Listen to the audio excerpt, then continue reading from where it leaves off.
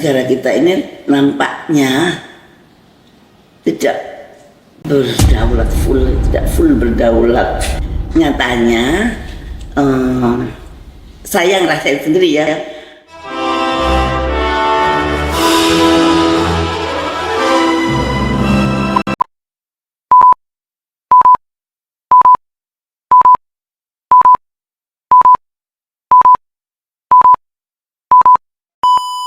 Negara kita ini nampaknya tidak berdaulat full, tidak full berdaulat. Nyatanya saya yang sendiri ya.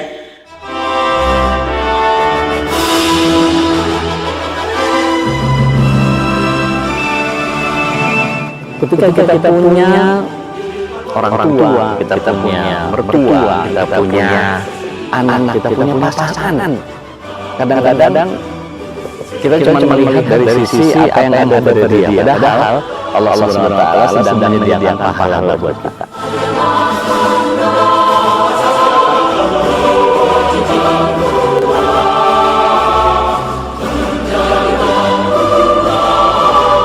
Yang saya sangat berat, jangan sampai negara saya kena.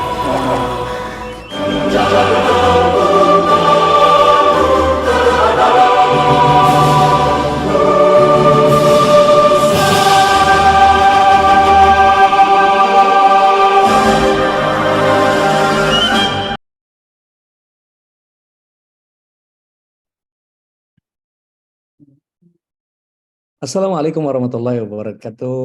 Alhamdulillah wassalatu wassalamu ala Rasulillah. Asyhadu an la ilaha illallah wa asyhadu anna Muhammadan abduhu wa rasuluh. La nabi wa rasulullah ba'da. Allahumma shalli wa sallim wa barik ala nabiyina Muhammadin wa ala alihi wa sahbihi ajma'in, amma ba'd. Sahabat MKI dimanapun berada, mungkin udah tahu ya saya pakai putih-putih. Ini sebenarnya cita-cita saya sejak kecil. Pokoknya kalau setiap kali parade atau karnaval harus pakai putih-putih. Waktu itu yang paling sering saya gunakan bajunya adalah marinir. Jadi pakai topi marinir, kemudian pakai pedang panjang itu. Bahkan apal lagunya itu ya. Dia pakai pedang panjang kalau berjalan prok-prok gitu ya. Tapi ternyata begitu SMA mau masuk ke TNI Angkatan Laut ternyata nggak boleh sama Allah yarham ayah saya karena susah katanya dari tentara. Nah, alhamdulillah sekarang sudah bisa pakai baju putih-putih, entah lagi dakwah yang mana atau terserah saya mau pakai putih mau pakai hitam kan sekarang sudah nyaman ya, bahkan bisa gonta-ganti macam-macam. Nah, berkait dengan jas putih ini ada seorang nenek yang nggak kelihatan kayak nenek-nenek. Beliau orang yang luar biasa, seorang putri dari seorang kiai. Beliau baru saja jalan-jalan ke Pacitan, terus pernah beliau ini masuk ke mobil yang salah. Mungkin terburu-buru atau bagaimana. Tanpa berpanjang kalam, kita langsung mengundang Ibunda Dr. Siti Fadila Supari. Assalamualaikum warahmatullahi wabarakatuh. Waalaikumsalam warahmatullahi wabarakatuh, Pak Dodi. Saya ada. Pak Dodi ya? Siap. Sehat ya, Dok ya? Kalau lihat wajahnya seger banget ini. Alhamdulillah. Saya tertipu dengan usianya nih, kalau lahir 49 berarti 73, sekarang ini kelihatan masih muda banget ini, kelihatan kayak 46 ini kelihatan. Udah tua, saya udah 70 tahun lebih. Nah makanya itu, tapi nggak kelihatan dari semangatnya, Masya Allah luar biasa. Dok, kira-kira kurang lebih 60 menit ke depan kita berbincang bersama dengan sahabat MKI yang berharap dari obrolan kita akan banyak inspirasi yang kita bisa gali, karena ada begitu banyak data, ada begitu banyak cerita, ada begitu banyak kisah. Kan kalau disebut orang yang berumur itu banyak makan asam garam. Kalau Bu Dokter, asamnya lebih banyak mana sama garamnya, Dok? Seimbang, seimbang. Masya Allah, seimbang. Karena eh, sesuatu yang terjadi pada diri kita itu selalu ada campur tangan Allah Subhanahu wa taala. Masya Jadi Allah. Ini Allah beda. akan membuat ketidakseimbangan. Masya Allah. Ini beda kalau ngomong sama anak kiai gitu ya. Ya, mudah-mudahan ngomong sama Pak Dodi ya tambah imannya bertambah. Amin, amin, amin, amin. Putri keberapa dari Pak Kiai Haji Syahlan Rosyidi, Allahyarham? Ketiga, Pak. Oh, Yang Masya pertama Allah. sudah meninggal jauh, aduh udah berapa puluh tahun yang lalu, dan yang nomor 2 juga sudah meninggal pas COVID. Ya, Yang ya, nomor ya, 3 ya. saya, Masya Allah. alhamdulillah masih aktif Alhamdulillah. kemana-mana, masih suka diviralkan sama anak-anak. Masya Allah. Saya salah satu followernya Ibu di TikTok loh. Aduh, alhamdulillah, jadi follower saya jadi banyak. Masya Allah. Kalau Ya, jadi boleh TikTok tahu, itu saya humaniora, Pak. Jadi orang biar mengenal saya seperti apa adanya. Masya Dan Allah. itu Masya Allah, Masya Allah. Sebagai anak kiai, kalau boleh tahu dulu cita-citanya apa, Bu? Jadi Menteri Kesehatan kan nggak mungkin ya. Mau jadi menterinya kagetan. saya ingin jadi ahli pertambangan dan eksplorasi. Masya Allah. Lah kok nggak ayah nyambung? ayah saya meminta dengan sangat dan sampai meneteskan air mata. Masya Saya Allah. ingin punya anak dokter. Allah. Kalau kamu mau jadi dokter, saya akan berdoa sampai ke akhirat pun. Masya Allah, Masya Allah, Masya Allah. Doa itu betul-betul karena mungkin karena ayah saya kiai ya. Diijabahin Allah. Pada waktu saya menjadi Menteri Kesehatan, Pak SBY itu salaman pertama sebagai menteri. Ya, kan saya terima sebagai menteri. Saya itu benar ya, Anda putranya Pak Syahlan Rosyidi. Nah, nama ayah saya disebut oleh beliau. Masya Allah, Masya Allah. Ya, saya jadi ingat bahwa beliau mendoakan saya sampai ke akhirat. Masya Allah, Masya Allah. Restu orang tua itu adalah ridho Allah. Masya Allah, luar biasa. Saya bisa duduk di tempat ini juga salah satunya mungkin karena orang tua saya berdoa juga seperti itu mungkin ya. Wallahu a'lam. Mudah-mudahan begitu. Bu, kalau boleh tahu dari cita-cita jadi orang tambang terus jadi dokter itu punya kenangan terindah nggak semasa menjalani masa pendidikan atau masa remaja gitu? Ya, saya begitu ayah saya meminta saya dan sampai menangis. Dan saya bilang, ya saya yakin kalau kita berbakti pada orang tua itu Allah akan senang, akan ridho. Nah itu yang saya pegang itu saja. Ya Allah, ya Allah, saya ingin membahagiakan ayah saya. Dan ternyata saya menurutin apa maunya ayah saya. Ternyata itu sangat luar biasa tuh. Kejadian-kejadian itu sangat luar biasa mendukung saya untuk apa namanya? Untuk menjadi dokter.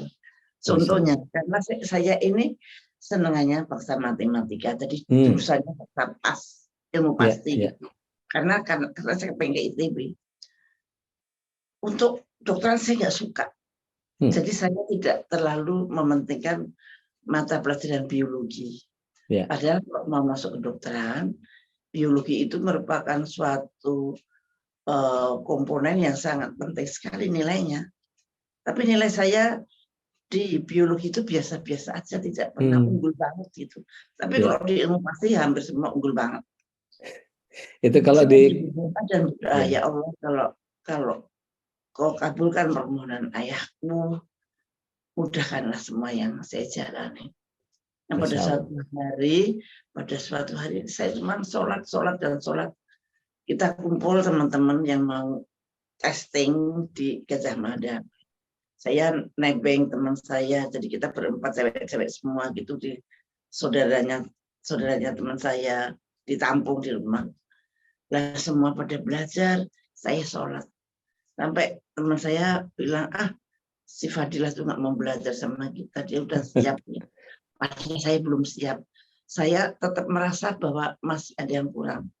Saya hanya minta pada Allah, ya Allah, tolong ya Allah bekalin saya. Saya mau ujian biologi, saya tidak yakin kalau saya itu sudah menguasai semua. Tolong ya Allah, tuntunlah saya. Tuntunlah, udah cuma berdoa malam itu berdoa. Sampai teman-teman saya pada dia mah udah siap pasti, pada belum.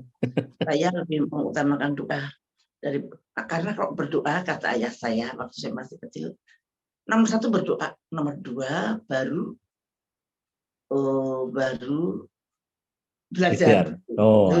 Karena dengan berdoa Allah itu akan menuntun otakmu, menuntun itumu pada hal-hal yang penting untuk kamu ketahui, yang perlu kamu ketahui, yang kemudian besok pada ujian keluarga gitu. Nah, maka saya berdoa dan berdoa. Terus pagi-pagi kita berangkat. Pagi-pagi kita berangkat menuju tempat ujian itu. Kira-kira 200 meter atau 300 meter. Saya berlima, 2 yang di depan, yang 3 di belakang. Semuanya baca buku, Pak, karena saking mau ujian. Nah, kertas yang buku yang dibawa oleh teman saya yang di depan itu tetel, ambrol 2. Saya ambilkan, nih, kertas kamu copot, bawain aja lah, aku sedang baca, begitu. Dia menjawab begitu. Aduh, kok nggak mau digambarin, ya sudah saya baca. Loh, aku kok belum pernah lihat gambar ini, gambar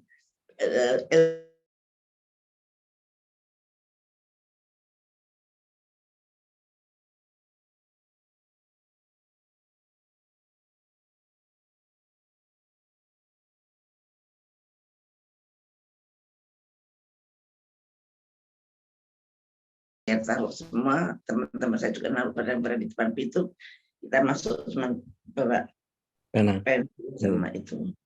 Kemudian soal itu dibagikan.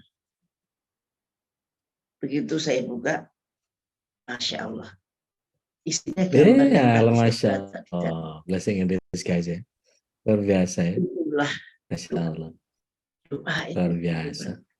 Doa itu luar biasa. Iya.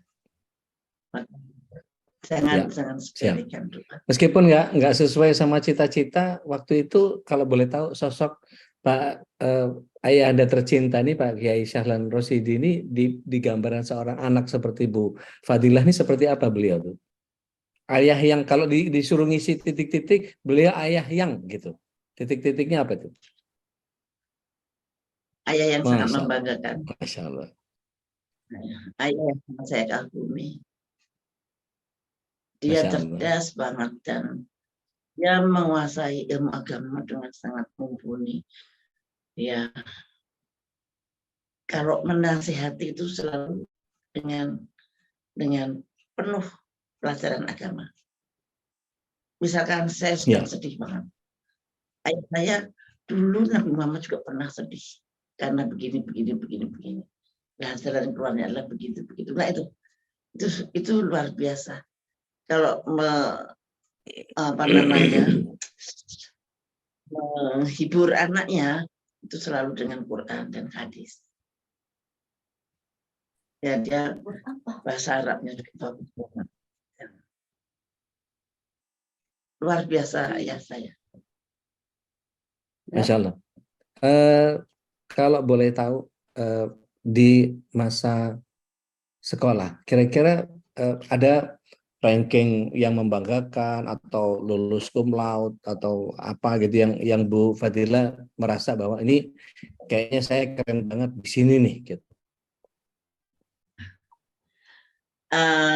Ya, saya sering menjadi terbaik di kelas gitu, dan saya selalu merasa bahwa itu karena doa orang tua, dan doa kami kalau mau ujian. Ya. Kalau prestasinya memang saya selain saya sekolah pun prestasi di luar juga sangat membanggakan orang tua juga. Misalkan pada umur 6 tahun kalau nggak salah, saya disuruh pidato ayah saya. Saya dikasih kain, dikasih baju muslim, terus disuruh pidato Isra Mi'raj disuruh kawan dan dapat juara. Masya Allah. Juara itu 1 umur tahun, kemudian juara nulis di majalah sehingga mendapat majalah itu gratis 1 tahun karena saya menulis. Dan itu kelas 5 SD, kemudian ya masa seperti itu Pak. Saya anak aktif yang sangat aktif dari kecil dan selalu pengen berprestasi. Nah itu kok tiba-tiba mimpi apa waktu dipanggil sama Pak SBY suruh jadi menteri itu? Ya saya nggak tahu, saya tidak. Mungkin punya firasat apa gitu. Terus kan biasanya orang Jawa itu, orang Jawa itu biasanya kalau kegigit, kesandung atau apa gitu, suka nyambung-nyambungin. Menurut saya keajaiban Allah yang Maha Kuasa. Bapak SBY itu tiba-tiba memilih saya begitu. Dan saya itu ada yang ngasih tahu, tidak ada tanda-tanda Bapak SBY mau memilih saya. Sehingga pada waktu saya ditelepon, saya tolak. Tak dengan ganggu saya. Ada mereka mengatakan, ini dari RI 1. Tolong jangan mengganggu saya sedang rapat. Telepon lagi. Jadi saya dan pada waktu saya ditanya, Pak jangan saya dong jadi menteri, lainnya aja. Malah saya bilang begitu. Akhirnya terus Pak SBY akhirnya menghubungi Pak Syafi'i Ma'arif yang kebetulan pasien saya untuk menyampaikan itu, dan you harus mau Bu Dokter karena nanti kalau you jadi menteri kan Muhammadiyah juga ikut bangga. Karena itu saya saya itu bagian dari Muhammadiyah. Saya bilang begitu karena Muhammadiyah sendiri mengusulkannya bukan saya, Muhammadiyah itu mengusulkannya laki-laki itu. Dan saya itu menteri perempuan yang pertama. Masya Allah, luar biasa. Perempuan yang pertama di Indonesia dan pertama dari Gajah Mada. Aduh, tantangannya luar biasa. Saya seperti mengayuh di arung jeram. Wah, Masya Allah, itu tantangan luar biasa. Semua orang, memang sangat luar biasa. Tapi saya yakin bahwa yang menjadikan saya menteri itu adalah karena kehendak Allah. Maka saya jalan di jalan Allah. Pasti. Dengan keteguhan seperti itulah yang mewarnai kehidupan saya sampai sekarang. Kalau boleh mundur sedikit, kenapa dari dokter kok jadi ngambil spesialis jantung dan pembuluh darah itu gimana ceritanya, Dok? Kan tadinya nggak seneng nih sama kedokteran, terus tiba-tiba kepikir pertambangan kok belok ke biologi gitu, kok terus bisa jadi SPJP itu gimana ceritanya?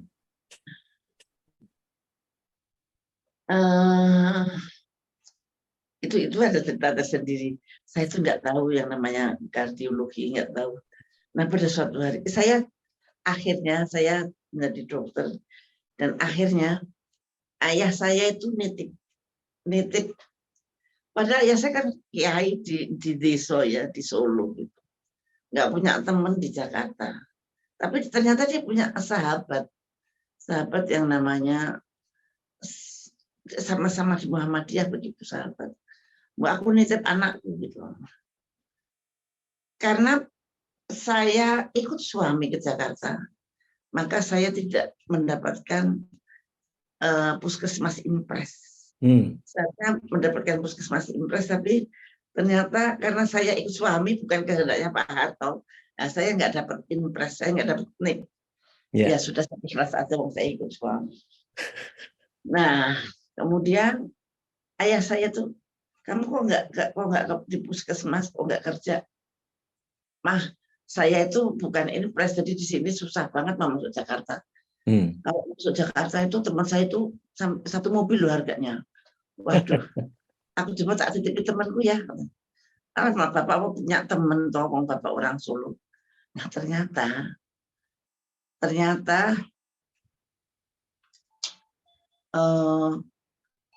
dia dititipkan pada seseorang itu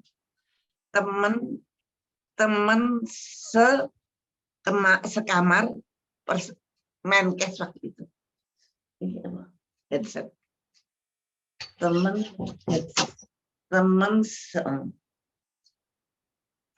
sekamar Menteri Kesehatan waktu itu. Pak siapa namanya, Pak Siva Bisri. Nah, biar nggak putus-putus, saya khawatir karena saya nggak pakai. Oh, oh ini malah enak banget sih suaranya, malah bersih banget. Nah, bersih ya. Bersih banget. Oh ya. Masya Allah. Tadi agak putus-putus tadi. Ya, sekarang enak ya. Enak banget, Masya Allah. Nah, terus makanya saya ingin.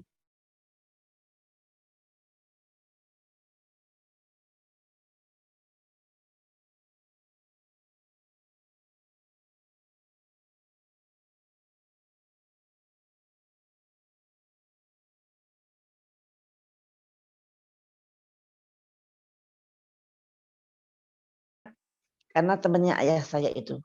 Dan saya mendapat keistimewaan karena capability-nya Pak Menteri itu. Saya bisa milih puskesmas mana yang saya mau ini. Nah, di Jakarta. Nah, saya milih yang dekat rumah gitu. Ya. Yang supaya nggak naik bus, karena saya nggak bisa naik bus. Kalau naik bajai bisa lah, saya yang milih yang di dekat rumah dan cepat pulang. Praktis gitu ya. Ya, karena saya kan orang kampung dari Solo, dari Jogja, Jakarta. Kemudian saya bisa masuk ke Jakarta. Nah, saya di puskesmas. Dasar saya itu tidak pernah bisa bengong. Jadi saya selalu mengamati. Pasien banyak banget itu kok semua tekanan darahnya tinggi. Dan ternyata sekarang angkanya tekanan darah tinggi itu 30% loh Pak. Jadi kira-kira tiga orang itu satu tekanan darah tinggi. Ya. Dan pasien di puskesmas pada waktu itu, di puskesmas saya di Cilandak, itu memang semua tekanan darah tinggi. Saya mempunyai sense of research. Saya cukup tinggi sehingga saya catat. Saya meneliti kenapa orang ini kalau nggak mau lepas dari puskesmas. Ya. Karena kalau lepas dari puskesmas, obatnya berhenti, tekanan darah tingginya naik lagi. Ternyata darah tinggi itu tidak bisa sembuh, ternyata ini. Dan kemudian lama-lama jantungnya kena, lama-lama ginjalnya kena, begitu. Nah itu saya catat sebagai sebuah riset, itu cohort study gitu. Sehingga saya mempunyai catatan. Pada suatu hari ada suatu seminar yang mengadakan itu University UI. Jadi ahli ginjal, ahli profesor ginjal, profesor jantung, profesor penyakit dalam membicarakan tentang hipertensi. Nah, mereka mengatakan tidak lengkap kalau tidak ada yang berbicara di puskesmas. Nah, saya kepilih di situ karena saya sudah mempunyai data-data riset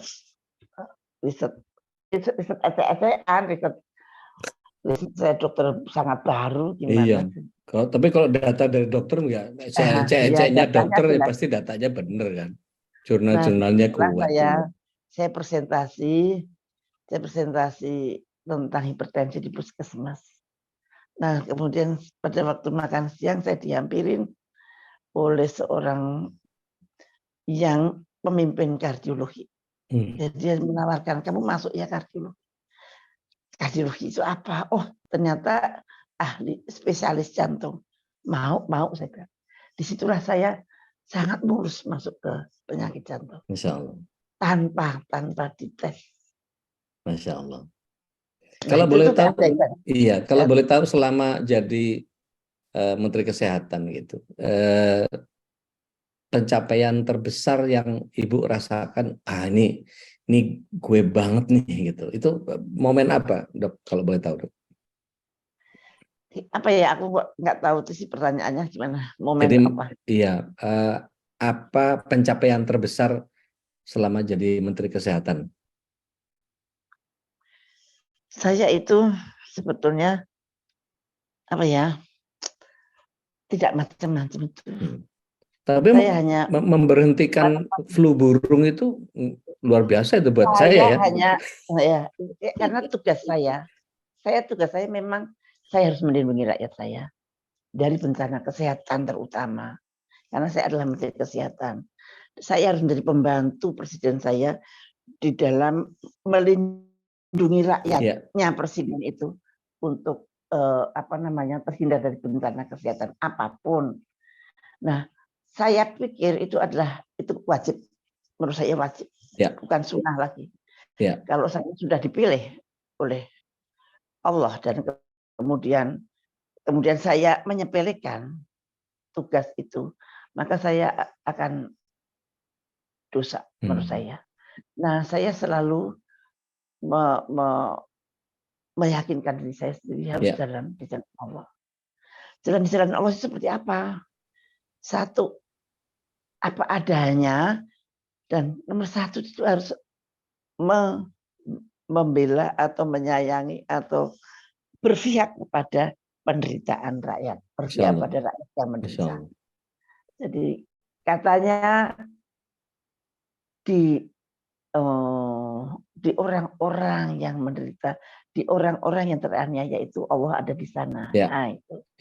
Maka kita sebagai umat Muslim kita harus mencintai orang-orang yang teraniaya.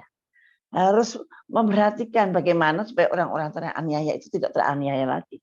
Kalau ada pikiran buruk dari rakyat Indonesia, kalau waktu pandemi flu burung Bu Fadila bisa cegah gitu, berarti pandemi COVID ini bisa jadi ada skenario dalam tanda kutip untuk bisa jadi sebesar ini. Ya itu disangka begitu sih masuk di akal ya. Tapi untuk mengatakan kan kita harus punya bukti gitu ya. Kalau saya yang mengalami waktu flu burung ya.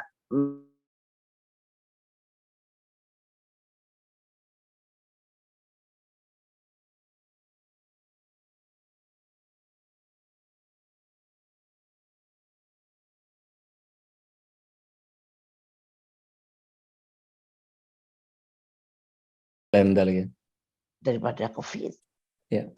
Tapi saya bisa membuktikan bahwa apa yang dikatakan oleh WHO waktu itu tidak terbukti. Jadi saya membalasnya dengan suatu riset. Jadi saya bukan ngayal, bukan ngawur, memakai suatu riset bahwa apa yang dikatakan oleh WHO itu tidak betul waktu itu. Lah ketika COVID, WHO kan suaranya mutlak hanya satu dan tidak ada yang melawan, tidak ada yang ini. Jadi ya berjalanlah apa yang mereka rencanakan. Insya Allah. Padahal terakhir baru dikatakan ini sudah dikatakan nggak ada lagi. Ini seperti settingan begitu, bukan pandemik tapi plandemic gitu dibilangin sama banyak orang. Kalau boleh tahu dari begitu banyak persoalan yang ada di Indonesia ini, terutama kalau kita lihat gitu, seberapa besar peran konspirasi mempengaruhi tata negara kita ini, Dok?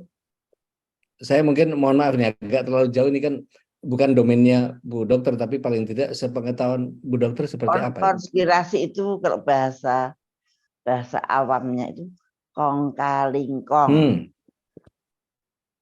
Nah sekarang rakyat itu pintar, sudah bisa melihat dari berita, dari medsos, dari mana-mana. Ada nggak ya kong kaling kong di pengadilan? Nah itu yang jawab biar rakyat. Ada nggak kong kaling kong?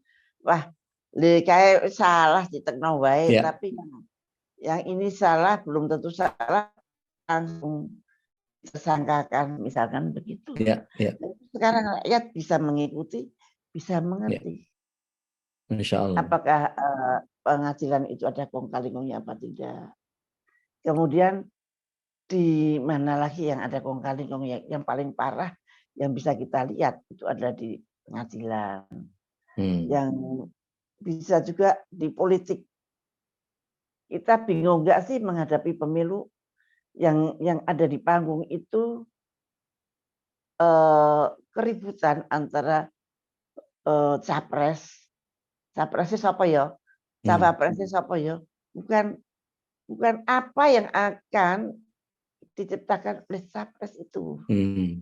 Yeah. Apakah capres itu bisa merubah nasib bangsa ini ke depan, ataukah meneruskan yang sudah ada saja, yang bisa juga tambah buruk, bisa juga mungkin agak itu tidak ada.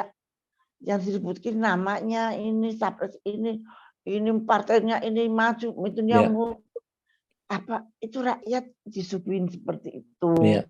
Nah itu ada apa? Ada apa kok itu bisa terjadi gitu.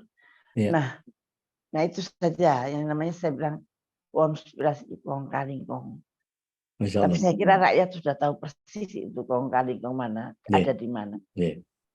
Bu Fadila kalau boleh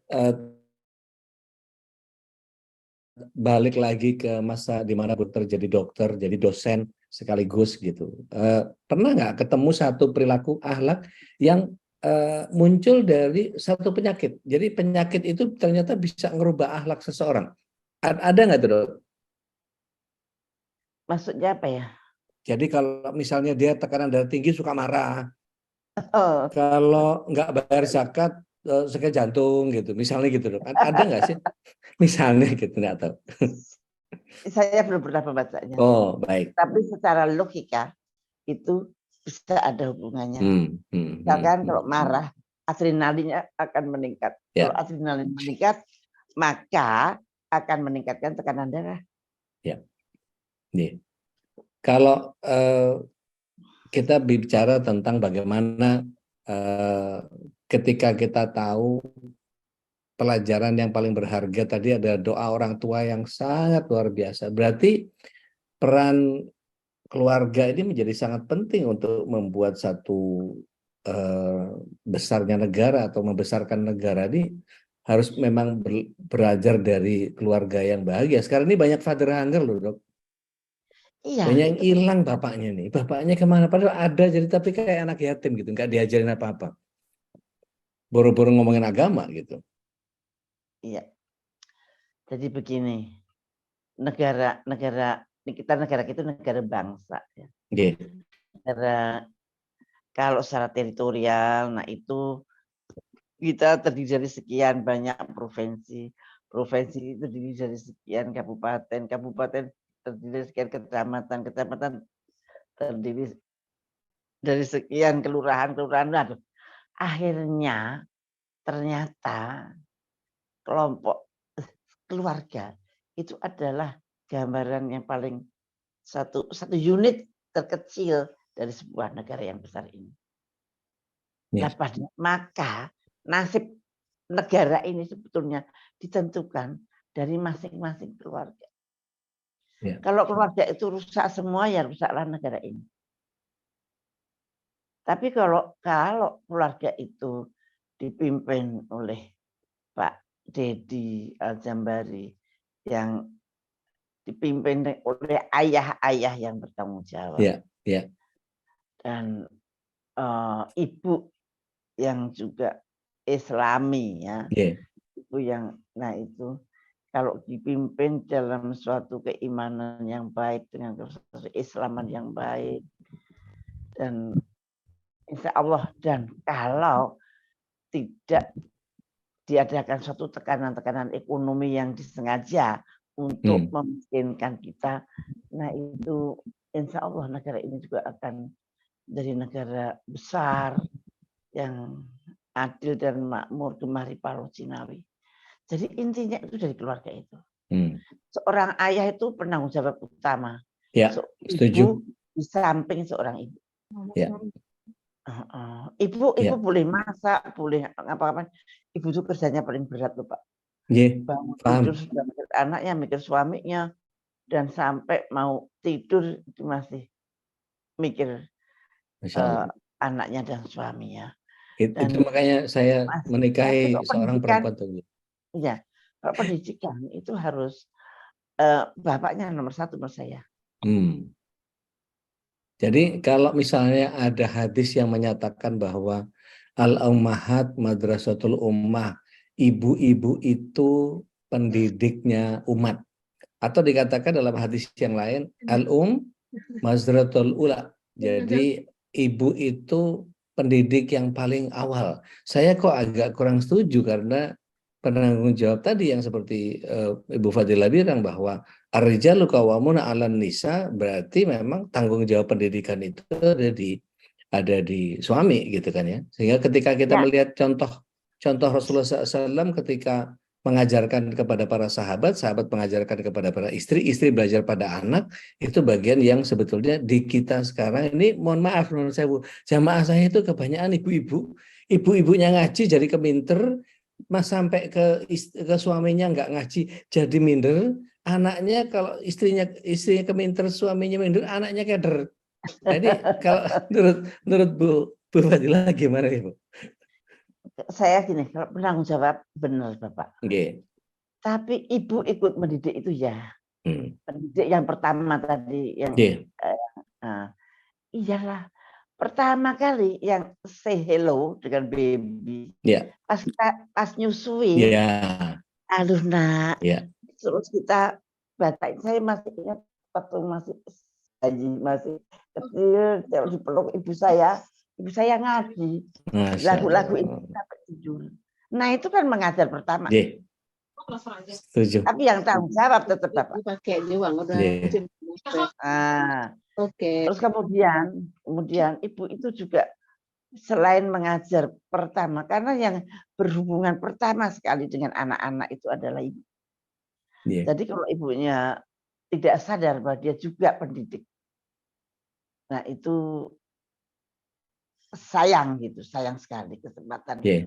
Saya jadi keinget ini, Ibunda Hajar itu mengajarkan Nabi Ismail ketauhidan yang sangat luar biasa, padahal 8 tahun atau dalam riwayatnya dikatakan 10 tahun ditinggal sama Nabi Ibrahim. Tapi ketika didatangi dengan mau disembelih itu saja dia menyatakan bahwa satajiduni insyaallah minas sabirin. Itu berarti pendidikan dari orang tua perempuan itu menjadi sangat luar biasa, tapi tentu perannya ayah yang mengajarkan tauhid menjadi lebih penting.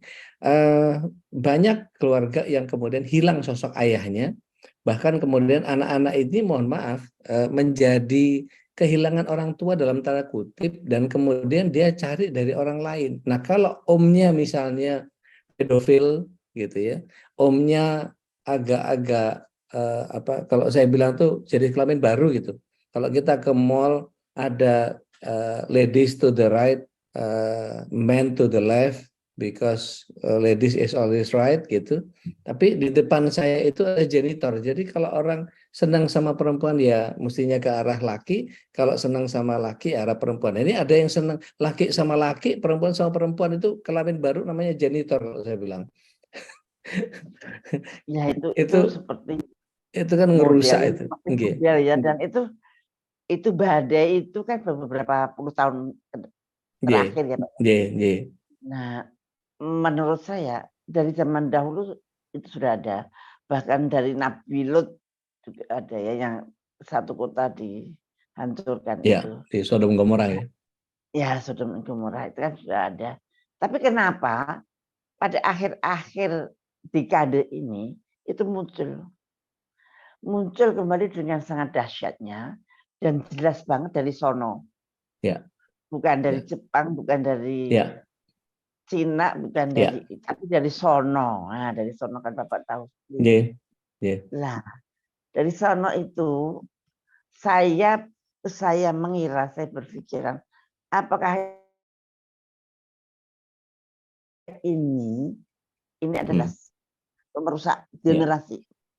Udah merusak generasi. Nah, caranya merusak generasi itu, satu, generasi yang ada supaya cepat mati dan jangan ada yang lain gitu. Nah, kalau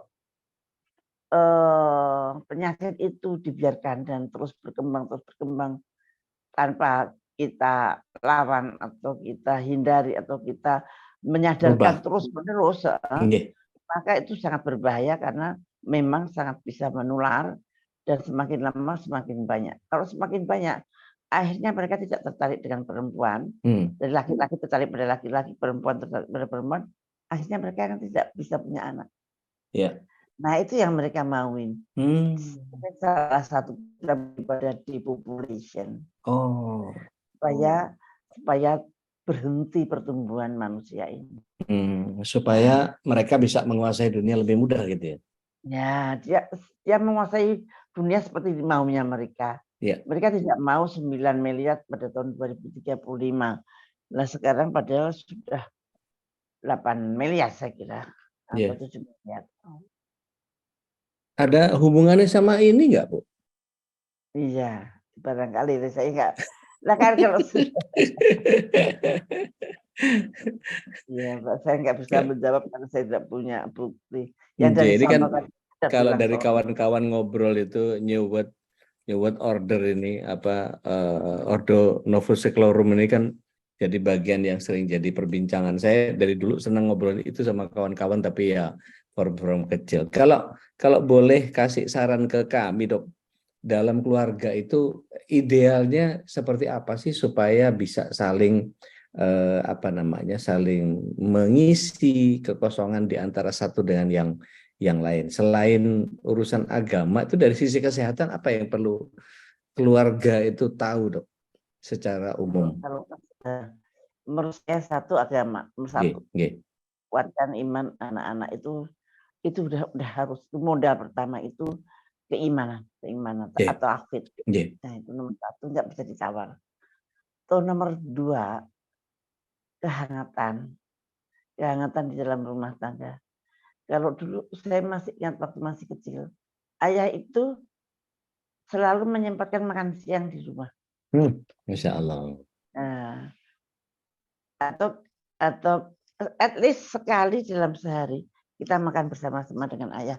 Padahal ya ribut banget, pelontangan, kalau ada yang nangis juga, tapi ayah saya kok sabar gitu ya. Ya kalau makan mah nunggu anak-anak ada. Nah di situ kehangatan itu tak terlupakan sampai saya tua. Masya Allah. Masya Allah. Jadi kehangatan. Tolong kalau makan jangan makan sendiri, ajak anak-anak bareng-bareng makan, ngobrol. Tuh kemudian piknik. Nah piknik, ayah saya suka mengajak keluar kota, ke gunung, kemana. Nah pada waktu piknik itu selalu dia mampir masjid untuk sholat. Kalau udah waktunya sholat. Nah itu satu pendidikan yang sangat mengesankan gitu. Nah itu nomor satu. Kalau sudah iman si anak itu kuat, insya Allah tidak gampang ada godaan. Yang perlu Bapak ketahui, penularan itu bisa terjadi tanpa Bapak sadari. Misalkan anak Bapak belajar bersama dengan temannya sekolah, sama-sama laki-laki. Terus karena mau ujian mereka kumpul-kumpul bareng-bareng, tidur bareng-bareng. Nah saya pernah diceritain teman saya yang menjadi begitu, menjadi LGBT, tapi dia punya anak juga. Nah dia itu saya tanya, kapan mulainya kamu begitu? Karena aku kan kamu waktu itu saya itu belajar bareng sama anak-anak. Pas tidurnya jadi satu gitu. Ada 5 anak, 4 anak di kamar. Oke saja nggak apa-apa. Malam-malam itu dia ngerasa kaki temennya itu ada yang menindih kakinya dia itu. Nah dia mulai saat itu dia itu merasakan sesuatu yang aneh gitu. Nah, sensasional gitu ya. Ya sensasional. Saya jadi ngeri karena saya dulu waktu jadi Menteri Kesehatan, saya sering kunjungin pesantren-pesantren, Pak. Pesantren-pesantren itu makanya jangan sampai kita tuh kecolongan di jalan karena mereka tidurnya depet-depet. Tapi kayak jam berapa dibangunin ya Pak ya. Sholat malam itu dibangunin dan tempatnya terbuka, insya Allah ya nggak apa-apa. Jadi itu satu hal yang harus hati-hati, jangan sampai bahkan Rasulullah SAW juga memerintahkan kita untuk menjauhkan anak-anak tidak boleh satu selimut gitu kan, dan umur 7 tahun sudah harus dipisah gitu kan, laki perempuan dan seterusnya. Tapi kalau kembali ke masalah makan tadi Bu, kalau kata istri saya, makan yang paling enak itu makan tapi disuapin sama orang Padang, bener nggak betul? Disuapin sama orang Padang.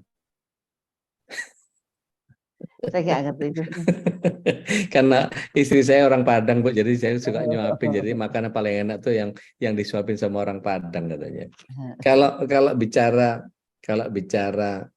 kehangatan keluarga tadi, sampai kemudian peristiwa yang naudzubillah min dzalik itu, jeruk makan jeruk itu menjadi bagian yang sekarang ini kalau kita lihat bahwa itu program depopulasi gitu ya. Jadi memang mereka ingin melakukan sesuatu yang sangat kita tidak selaraskan, karena Rasulullah SAW bilang aku lebih senang kepada umatku yang anaknya banyak gitu ya. Bahkan itu jadi bagiannya. Insya Allah saya sih yakin 100% Allah SWT nggak akan ridho sama program itu, dan Allah bahkan melaknatnya.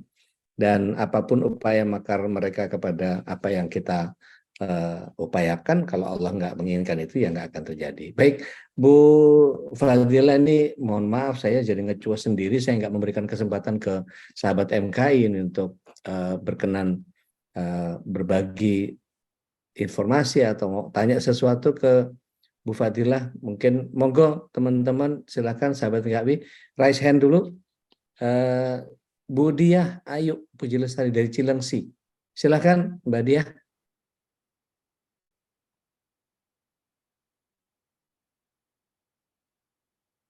Oh, beliau ngechat begini, saya baru SMA bulan Mei kemarin. Saya ingin bekerja, tapi kedua orang tua saya punya pendapat yang berbeda. Ayah saya ingin saya kuliah, tapi karena keadaan ekonomi tidak baik, saya memutuskan untuk bekerja, dan ibu saya setuju dengan untuk saya kuliah. Tapi setiap kali saya daftar kerja, ayah saya seperti tidak menginginkan saya kerja, dan akhirnya hingga saat ini saya belum dapat kerja sama sekali. Saran Pak Ustadz dan Bu Dokter, saya harus apa? Karena ayah saya nyuruh saya ikut seperti stan atau kedinasan yang di mana ada pakaian yang ketat. Nah, saya nggak bisa memaksakan pakai pakaian yang ketat seperti itu.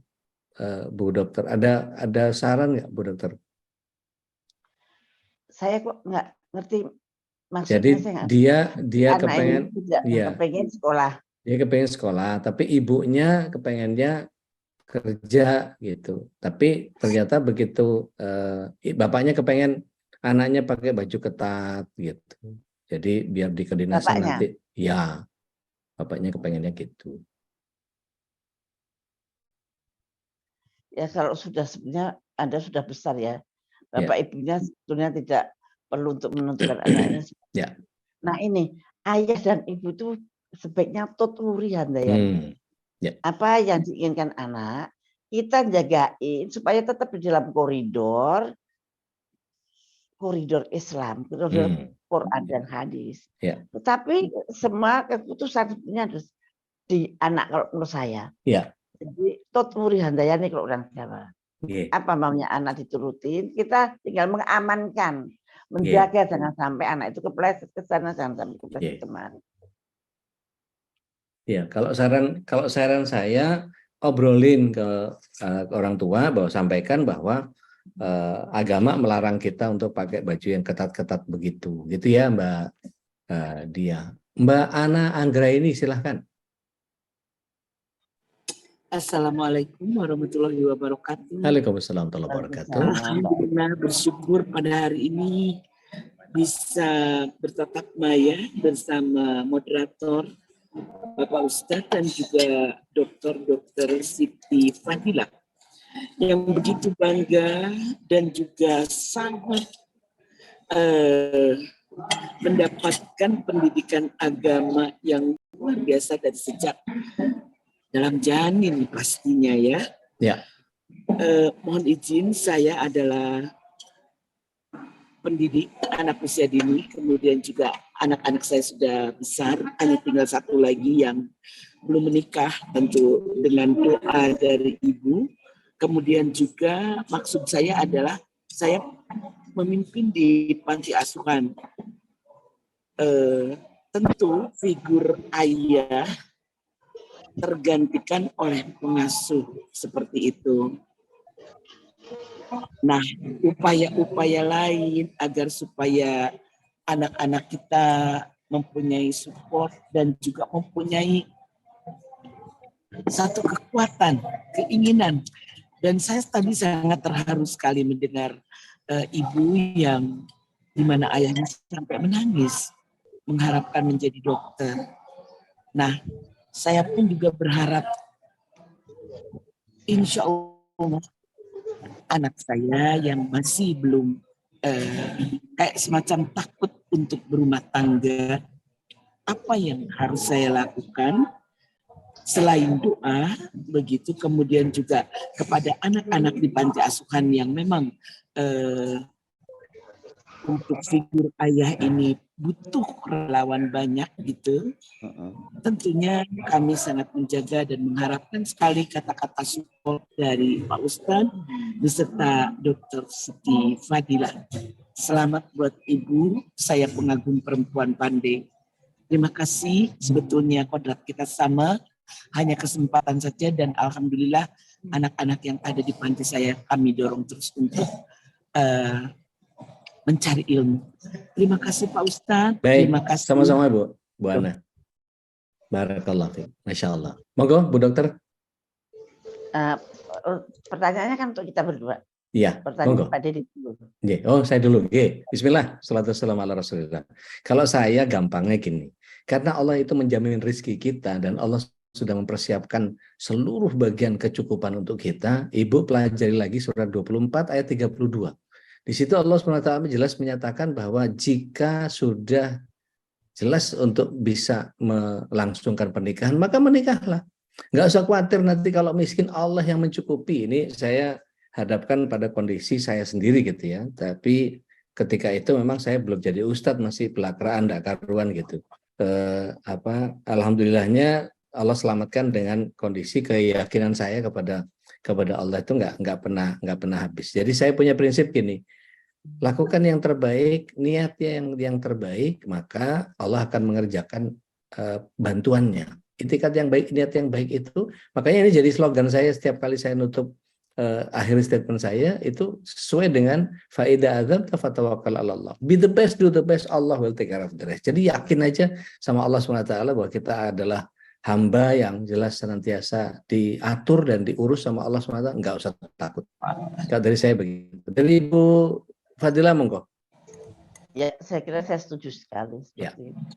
Walaupun ini yang mengeluh ibunya.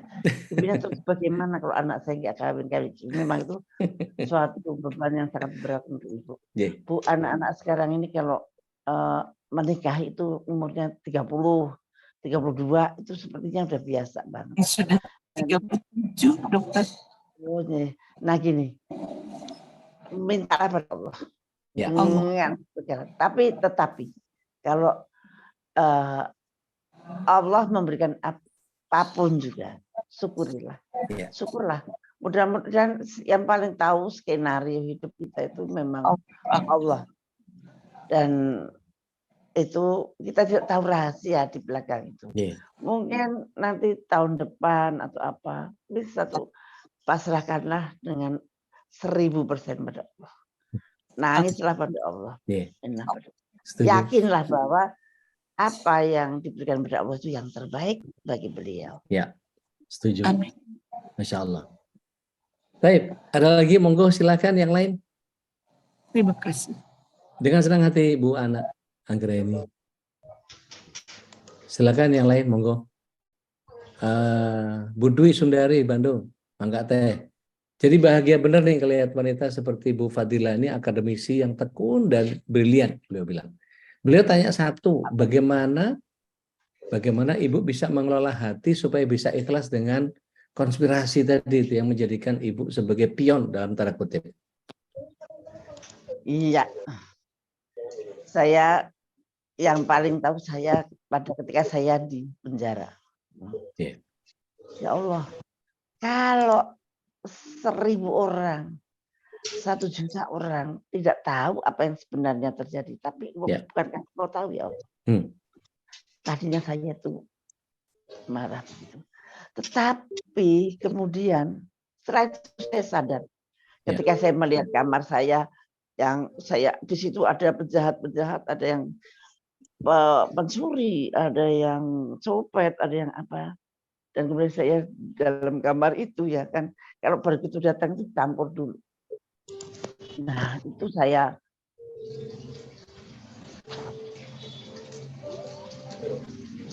untung ini saya hanya di dunia,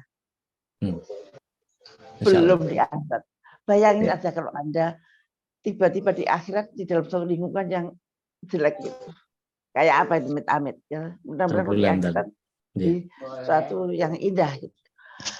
Ya Allah, saya langsung sadar apapun yang terjadi pada diri kita pasti ada campur tangan Allah Subhanahu wa taala. Dan Allah tidak akan pernah salah. Allah tidak akan pernah keliru mengatur kita. Setuju. Saya malah balik jadi bersyukur. Ya Allah, Engkau ajarin saya untuk bersyukur.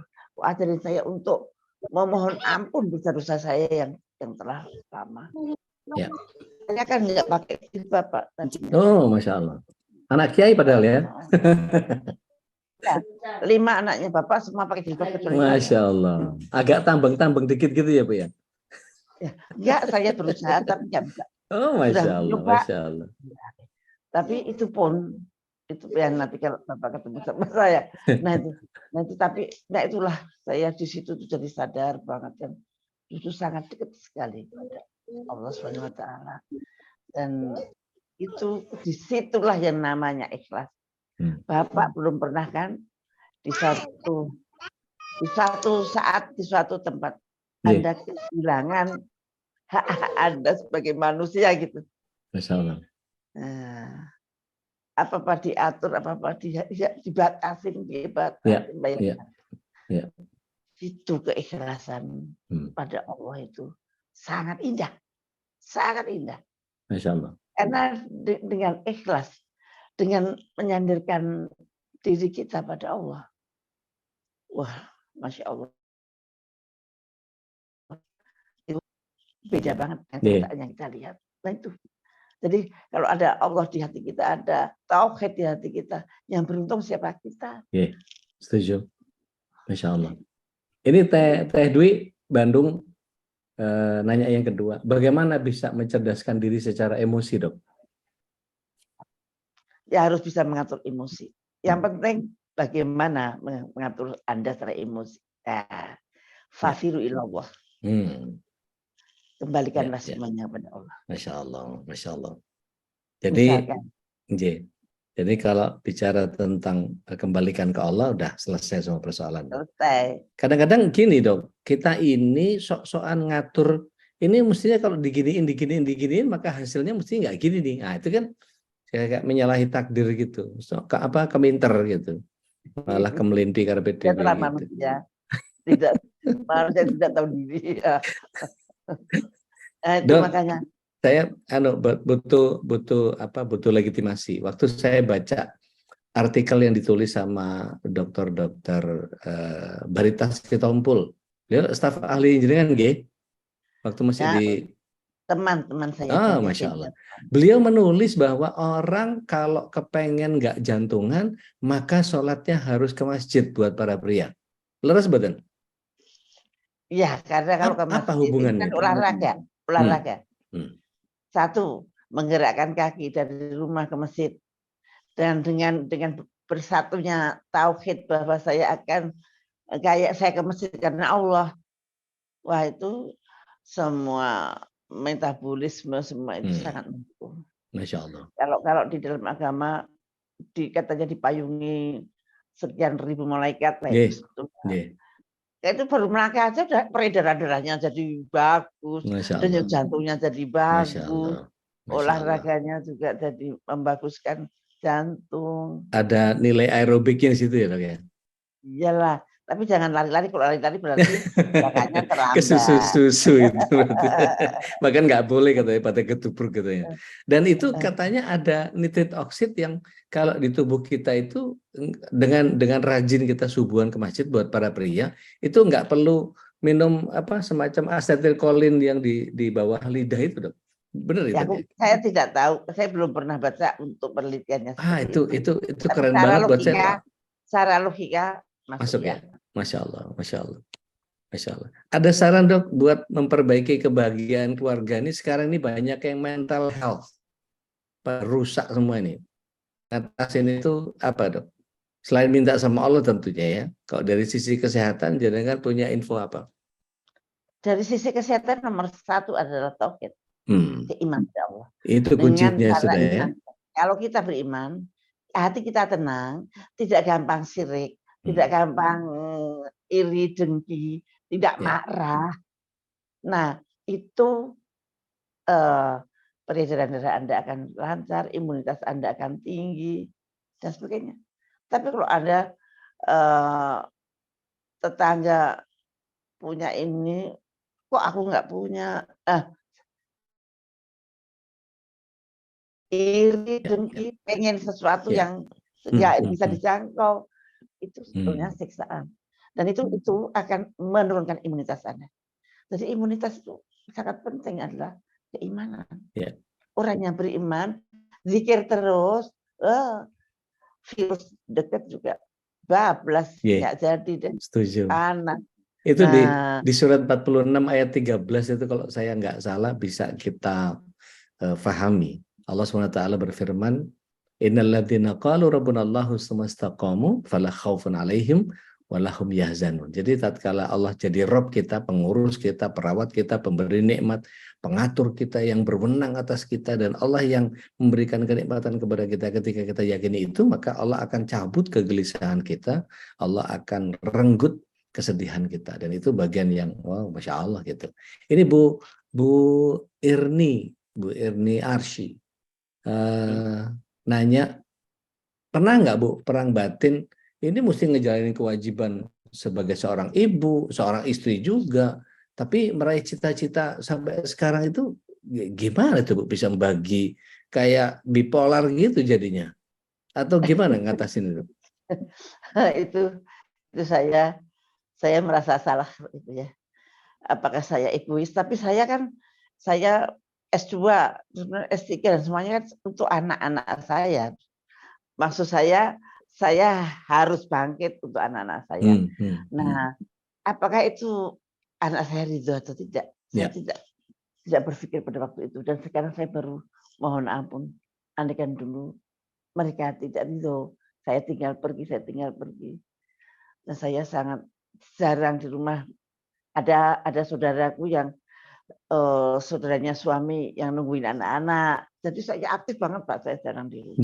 Masya Allah. Kelihatan dari tarikan senyumnya nih dok. Orang kalau aktif itu sering ketemu orang sering berbagi senyum pasti. Jadi cek orang Sunda mas someah gitu. Jadi sumeh kalau orang kita bilang gitu. Ini ada Bu Mila Zulfa. Beliau bekerja dengan 3 orang putri usia SD, suami juga bekerja dengan jam kerja yang sama antara jam 8 sampai jam 4 sore. Kira-kira punya zikir atau amalan apa yang harus dilakukan ketika tiba-tiba merasa kelelahan dengan kewajibannya sebagai wanita, sebagai istri, ibu juga karyawan juga gitu. Kadang-kadang suka nangis beliau lelah gitu. Meskipun alhamdulillah suami 1000% selalu ada dan support gitu. Mohon arahnya dari Bu Dokter, monggo, yang sudah menjalani sendiri. Alhamdulillah saya tidak pernah merasa lelah. So far sampai sekarang saya tidak pernah merasa lelah mengerjakan sesuatu, hampir tidak pernah. Masya Allah. Saya saat ini saya lelah melihat negara ini. Kenapa tidak menuju ke sana? Kenapa tidak menuju ke perubahan yang saya pikirkan? Nah itu saya lelah. Tapi itu pun saya tidak boleh berhenti. Tapi kalau saya lelah ngurus anak atau ngurus suami, kayaknya alhamdulillah saya tidak pernah.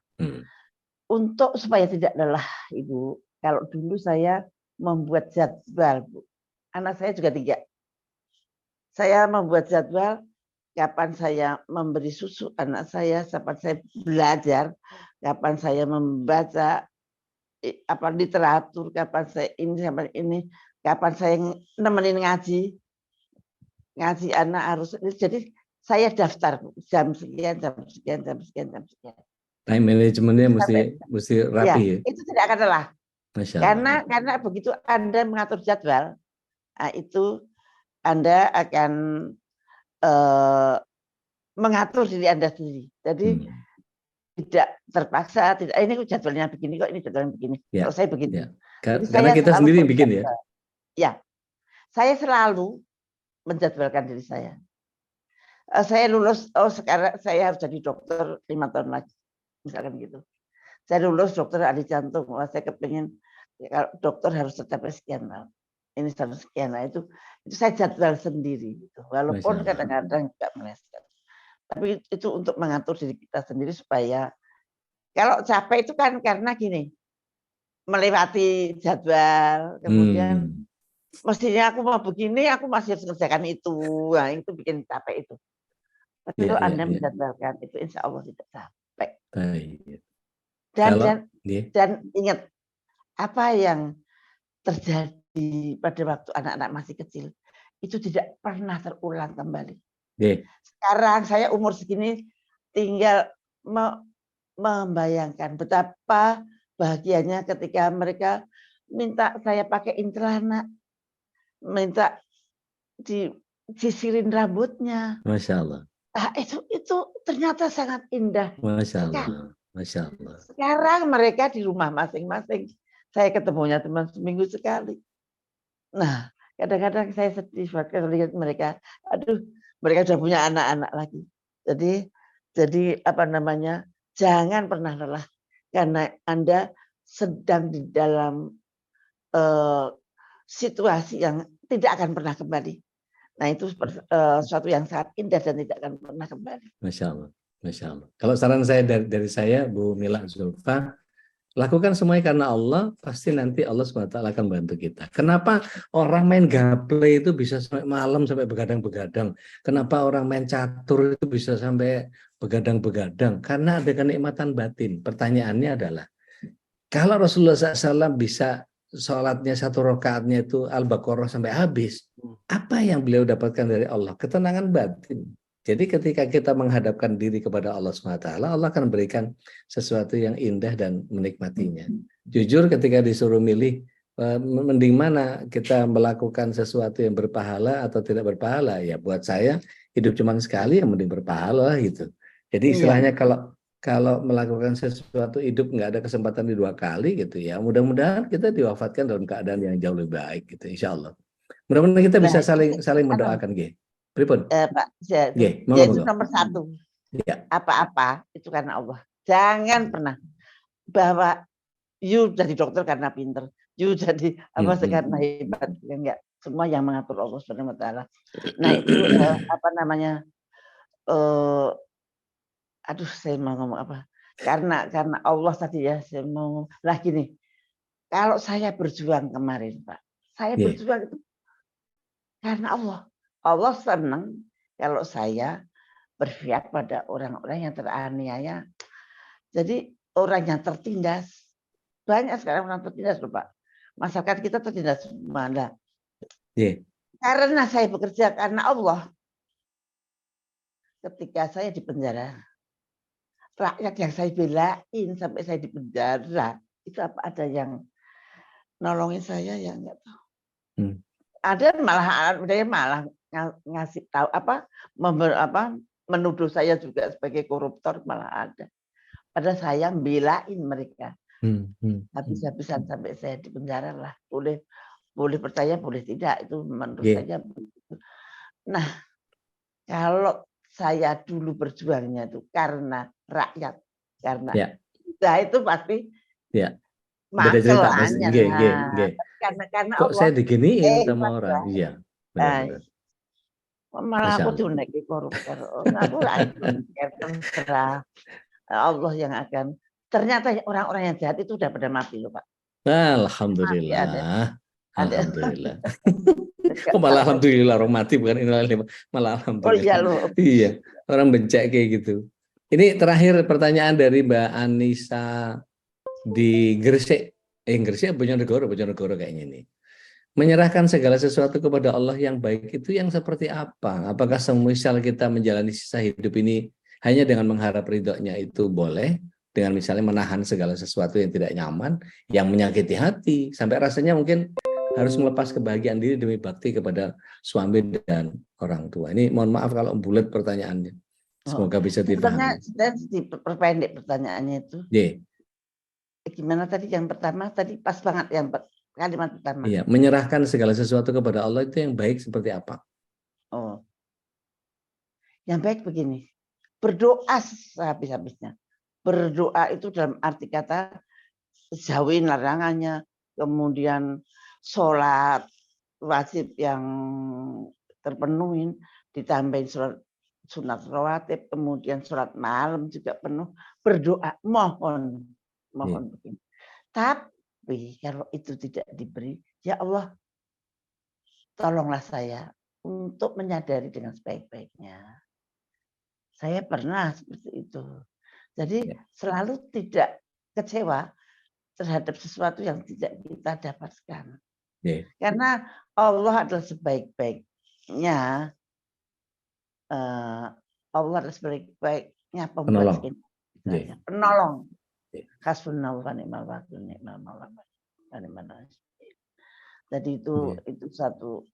Menurut saya ibu harus ikhlas. Kalau ibu masih bilang aku udah gini itu belum ikhlas. Pamrih kepada komplimen ya, nunggu tepuk tangan. Ini kalau saya boleh saran ke Mbak Anissa, lihat surat 67 ayat yang kedua. Yang Rasulullah SAW juga sampaikan, kesederhanaan ibadah itu cuma dua. Kalau nggak sabar ya syukur. Jadi ketika di surat Al-Mulk ayat 2 itu Allah SWT menyatakan a'udzubillahi minasyaitonir rajim alladzi khalaqal mauta wal hayata liyabluwakum ayyukum ahsanu amalan wa huwal azizul ghafur. Jadi ahsanu amal aja yang terbaik. Kata Rasulullah SAW, ajaban fi amri mu'min, menakjubkan urusan orang beriman ini. Kalau dikasih musibah dia bisa sabar, sabarnya jadi kebaikan. Dan kalau dia bisa dikasih nikmat, dia akan bersyukur dan syukurnya jadi kebaikan. Tidak akan pernah muncul sabar dan syukur itu kecuali pada hati orang yang beriman.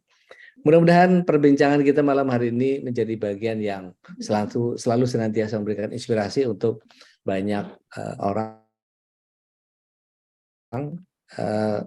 Kalau boleh sebagai penutup Bu Fadila, monggo sekaligus kita pengen belajar ikhlas terhadap ketentuan Allah itu yang kayak apa, monggo silakan, supaya keluarga kita menjadi keluarga yang bahagia dan kemudian kita bisa memperbesar negara sebagai sebuah andil faman ya'mal mithqala dzarratin khairan yarah, insyaallah. Ikhlas itu gampang diucapkan, tapi tidak gampang untuk melakukannya. Cocok. Karena Ibu, Bapak-bapak bayangkan kalau bahwa kita tidak, saya lakuin sendiri, saya ngelakoni diri.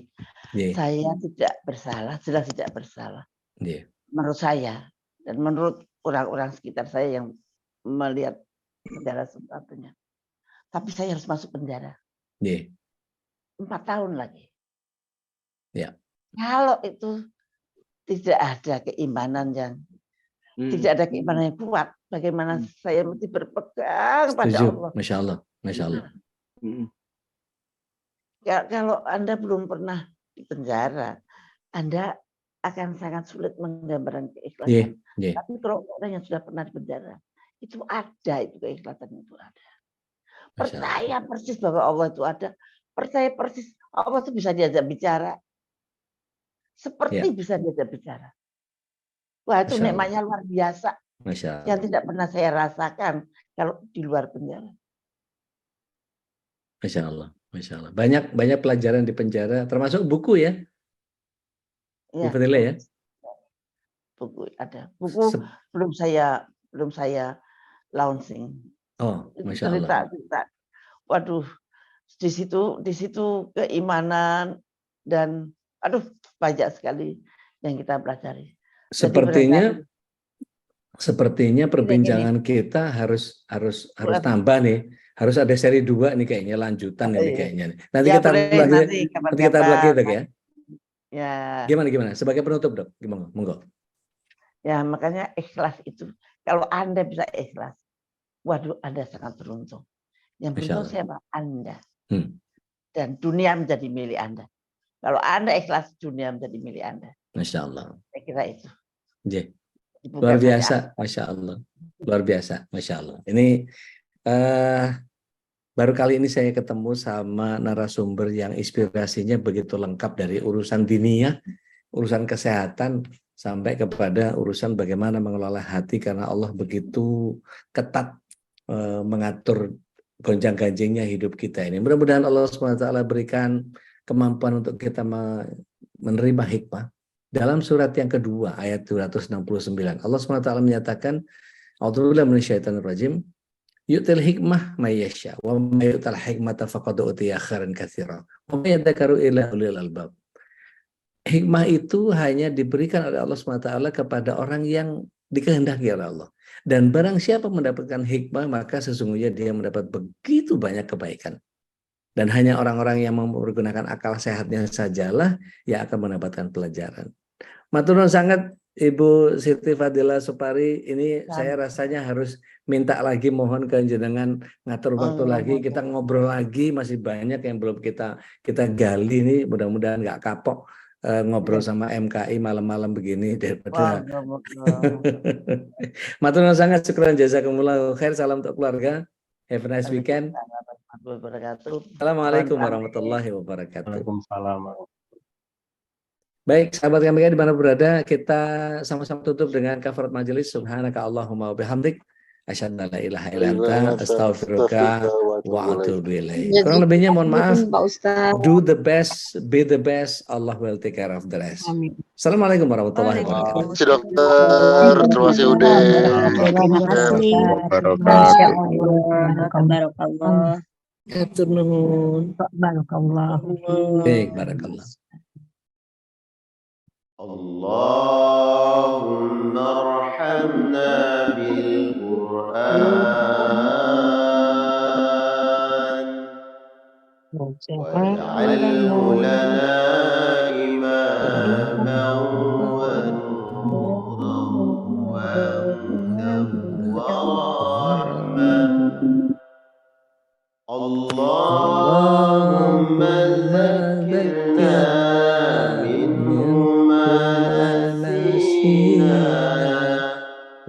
وعلمنا منه ما جهلنا وارزقنا تلاوته آناء الليل وأطراف النهار واجعله لنا حجة يا